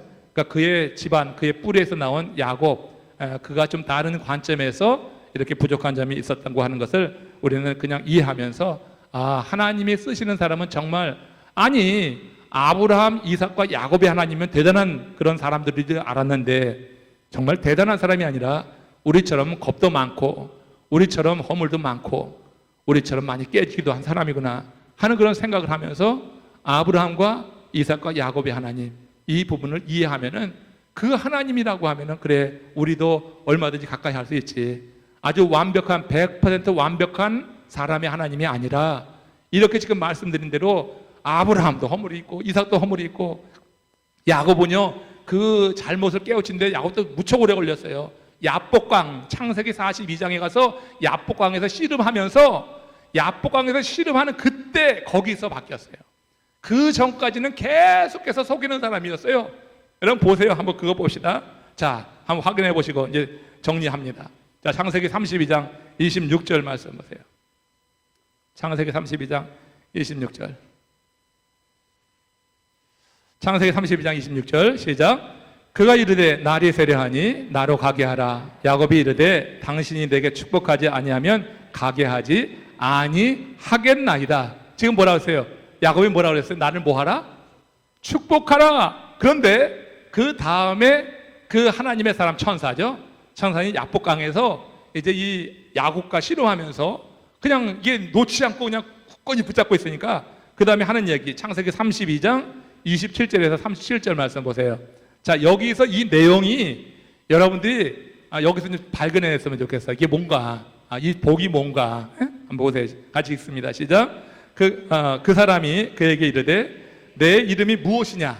그가 이르되 야곱이니라. 그가 이르되 내 이름을 다시는 야곱이라 부를 것이 아니요 이스라엘이라 부를 것이니 이는 내가 하나님과 및 사람들과 겨루고 이겼습니다. 야곱이 청하여 이르되 당신의 이름을 알려주소서. 그 사람이 이르되 어찌하여 내 이름을 묻느냐 하고 거기서 야곱에게 축복한지라. 그러니까 야곱이 축복하소서 했으니 이 사람이 오한 거야. 축복했어요. 그죠? 야곱이 축복하소서 하니까 축복했어. 축복한 게 뭐예요? 축복한 게 이름을 바꿔주는 거죠. 야곱에서 이스라엘로. 근데 여러분 놀라운 게 뭐냐면은 이름을 바꿔준 그것이 뭐냐면 그 민족의 이름이 된 거야. 어떤 나라도요 그 태조의 이름을 나라 이름으로 정하진 않아. 예? 그죠? 여러분 나라 이름을 정할 때 사람 이름 가지고 나라 이름 정하지 않아. 그런데 지금 여러분 야곱에서 이스라엘로 바뀌면서 지금 하나님이 세우려고 하는 그 나라 12지파로 구성된 야곱의 12아들로 구성된 그 나라의 이름은 뭐가 돼요? 장차 이스라엘이 되는 거야. 그 사람의 이름이 되는 거야. 나를 축복하셔서, 그래서 야복강가에서 그렇게 놓지 않고 나를 축복하였어서 한 것은 세상의 복이 아닌 거야. 그러니까 야곱은 그때까지만 해도 사실은 많은 부를 누리고 있었어요. 그렇잖아요. 그러나 그 부로 채워주지 못하는 게 있었어. 자기 고향에 돌아가야 되는데 형 에서 때문에 나가지 못한 이런 사정들, 그러니까 부로 채우지 못하는 그런 부분이 있어가지고 이 문제를 놓고 고민하다가 형을 만나고 같이 고향에 돌아가고 싶은데 형 때문에 그냥 이게 두려워가지고 재물을 세 때로 나눠 보내고 나중엔 자기 혈육, 아내, 자식까지 때로 나눠 보내면서 자기는 맨 나중에 숨었어. 그렇게 비열했던 사람이야. 자기 목숨 건지려고 두려워서. 그런데 야복강에서 기도할 때 그 모든 인생의 두려움과 연약함과 자기가 생각했던 세상적인 걸 내려놓고 여기서 나를 축복하소서 했을 때 그 축복은 절대 세상적인 복이 아니에요. 그가 야복강에서 나와 씨름하는 자가 누구냐 하는 인식이 들면서 거기서 복을 달라고 한 것은 세상의 복이 아니었어요. 그 세상의 복이 아닌 것을 이 사람도 알았어요. 그리고 이 복을 구하는 야곱에게 그에서 씨름하던 천사가 복을 주는데 그냥 이름을 바꿔주는 거야. 이건 여러분 아무것도 아닌 것 같지만은 실제로 어떻게 리브가를 통하여서 약속하신 민족의 복, 큰 자가 작은 자를 섬기고 작은 자가 큰 민족을 이룰 것이라고 하는 그 민족의 복, 계시가 바로 야복강에서 이루어지게 된 것이라고 하는 거니까 대단히 큰 축복이 아닐 수가 없어요. 생각이 바뀌니까 물질이 아닌 하나님의 약속이 내게 이루어진다고 하는 그런 분명한 확답이 복으로 여겨졌다고 하는 것을 여러분 기억하시기 바랍니다. 시간이 9시가 돼서 지금 이제 족장 3명 끝나는데 참 이거 50장을 1시간에 마친다는 거는 굉장히 어렵네. 죄송한데 한 5분 내지 10분을 더 주세요. 이거 그래서 출애굽기 빨리 그래도 해야지 그 다음 3과가 넘어가니까 뭐 좀 해야지 돼요. 또 내가 마이크를 잡았으니 뭐 제가 기도하지 않으면 끝나지 않는 거니까. 출애굽기 1장부터 18장까지가 이제 출애굽기예요. 출애굽기는 야곱과 이제 그 아들들이 애굽으로 이주하는 이야기로 시작이 됩니다. 자, 이 야곱이 이제 그 창세기에서 이렇게 형을 만나고 들어가서 여러 이제 그런 일들을 통하여서 같이 지내면서 거기서 요셉을 이제 잃고 그리고 뭐 그냥 여러 환란을 겪으면서 결국은 이제 이 야곱 일가가 애굽으로 넘어가는 거죠. 가나안 땅에 큰 기근이 들게 되면서 그래서 이제 출애굽기는 그 야곱의 일가 12지파 그리고 자손들이 넘어오는 그런 과정이에요. 출애굽기 1장 1절에서 5절 보면은 이렇게 됩니다. 야곱과 함께 각각 자기 가축을 데리고 애굽에서 잃은 이스라엘 아들들의 이름은 이러하니 루벤과 시므온과 레위와 유다와 이사갈과 스불론과 베냐민과 단과 납달리와 갓과 아셀이요 야곱의 허리에서 나온 사람들이 모두 70인이요 요셉은 애굽에 있더라. 여러분 애굽의 야곱의 12아들을 여러분 여기서 봅니까? 근데 여기 안 나온 사람이 있어요. 여기 기억하시고 써놓으세요. 여러분 강의록 있으면은 야곱의 12아들은 루벤, 시므온, 레위, 유다, 이사갈, 스불론, 단, 납달리, 갓, 아셀, 베냐민, 요셉이 될 뻔했어요. 근데 요셉이 빠지고 이제 여기에 요셉의 아들 므낫세, 요셉의 아들 그 므낫세가 함께 여기에 포함이 되게 됩니다. 그래서 그 레위는 또 레위인이기 때문에 여긴 12지파에서 빠지게 되는 거예요. 그래서 레위가 빠지고 요셉이 빠지고 그 자리에 이제 요셉의 두 아들이 들어가서 이제 12지파를 구성하게 된다고 하는 것. 이 이스라엘의 12지파를 말할 때 야곱의 12아들 이렇게 말하는데 실제로는 야곱의 12아들 가운데 요셉이 있었는데 요셉이 들어갈 자리에 요셉의 두 아들이 들어간 거다. 그리고 레위는 빠지게 된 거다. 12지파에서 제사장 그룹에 들어가기 때문에 레위는 빠지고 이 12지파가 그렇게 구성된 거다. 이렇게 여러분 기억하시면 돼요. 그러니까 이스라엘의 12아들이라고 하는 것을 이렇게 조금 차이가 있구나 하는 것을 여러분 기억하시기를 바라고요. 다음 주에 이제 이렇게 시작된 출애굽기 다음 주에 이어서 하겠어요. 저도 힘들어서 못 하겠어. 나도 말을 많이 했더니 힘들어서 다음 주 이 앞부분에 조금 빨리 그러나 아니 여기 굉장히 또 중요한 저가 있어요. 굉장히 은혜가 되고 우리가 좀 기억할 만한 그런 내용들이 있으니까 다음 주에 좀 일찍 그냥 오시는 대로 이제 시작을 하면서 빨리 진행해 보도록 하겠습니다. 예. 자, 질문 있으십니까? 내 선물 다 드렸지? 안 드렸네. 이거 안 드렸네. 아유, 이거 안 드렸네. 자, 이걸 선물 드려야지 되는데. 선물 드려야지 되는데. 자, 제가 질문을 하겠습니다. 여러분 아까 읽었던 우리 앞부분 창세기 1장에서 50장 사이에서 이제 제가 아주 쉬운 거로 하나 내드릴게. 쉬운 거로 내는데 뭐냐면은 먼저 아는 사람이 손 드세요. 자, 이 사건이 나오는 창세기의 장은 몇 장입니까? 하는 거예요. 이 사건이 나오는 창세기의 장은 몇 장입니까? 자, 요셉이 보디발의 집에 들어가서 총무가 되는 장. 네. 37장이 아니죠. 37장이 아니라 39장이 됩니다. 39장이 되죠. 아이고 너무 아깝네. 근데 얼른 봤는데 틀린 걸 잡았어. 얼른 봤는데 틀린 걸 잡았어요. 자, 아이고 갑자기 뭐 질문하려니까 또 생각이 또 금방 나지 않는데, 자 그러면은 자 이제 창세기 5장과 10장의 족보 이름 누구의 족보입니까? 창세기 5장은 누구의 족보예요? 아니, 말하지 말라니까. 손 들라니까. 아니, 일어나요. 창세기 5장은 아담의 족보, 창세기 10장은